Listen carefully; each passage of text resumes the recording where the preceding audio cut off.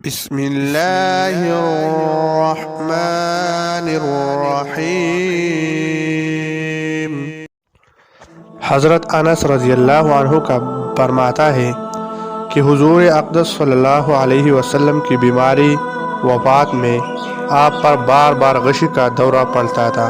یہ دیکھ کر حضرت فاطمہ رضی اللہ عنہا کی زبان سے شدت غم میں یہ لفظ نکل گیا کہ ہائے رے میرے والد کی بے چینی۔ تو حضور صلی اللہ علیہ وسلم نے فرمایا، اے بیٹی، آج کے بعد تمہارا باپ پھر کبھی بے چین نہیں ہوگا۔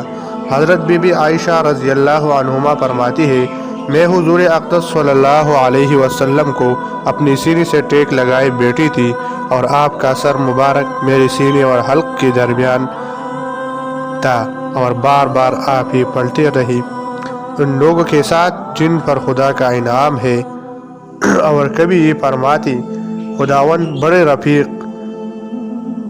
اور لا الہ الا اللہ پڑھتی اور فرماتی تھی، بے شک موت کے لیے سختیاں ہے۔ یاد رہی، وفات اقدس سے تھوڑی دیر پہلے حضرت عائشہ رضی اللہ عنہا کے بھائی حضرت عبد الرحمن بن ابو بکر رضی اللہ عنہما تازہ مسواک ہاتھ میں لے حاضر ہوئی۔ حضور صلی اللہ علیہ وسلم نے ان کی طرف نظر جما کر دیکھا۔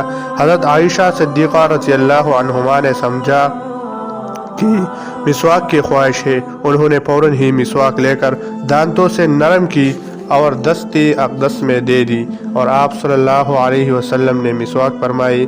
سے پیر کا وقت تھا کہ سینہ اقدس میں سانس کی گھرگھراہٹ محسوس ہونے لگی۔ اتنے میں آپ صلی اللہ علیہ وسلم کی مقدس ہونٹ ہلے تو لوگوں نے یہ الفاظ سنے، نماز اور لونڈی غلام کا خیال رکھو۔ پاس میں پانی کا ایک تشت تھا، اس میں بار بار ہاتھ ڈالتی اور چہرے انور پر ملتے اور کلمہ پڑھتی اور چادر مبارک کو کبھی منہ پر ڈالتی کبھی ہٹا لیتی۔ حضرت عائشہ رضی اللہ عنہا آپ کے سر اقدس کو اپنی سینے سے لگائے بیٹھی ہوئی تھی کہ اتنے میں آپ نے اپنا مقدس ہاتھ اٹھا کر 3 مرتبہ فرمایا، الرفیق الاعلی، اب کوئی نہیں بلکہ وہ بڑا رفیق چاہے۔ یہی الفاظ زبان اقدس پر تھے کہ ناگہاں مقدس ہاتھ نیچے تشریف لے آئی اور جسم مقدس حالتی سکون میں آ گیا، اور آپ کی روح اقدس عالم اقدس میں پہنچ گئی، اور آخری لفظ جو زبان اقدس سے ادا ہوا وہ یہی تھا، اللہم فی الرفیق الاعلی۔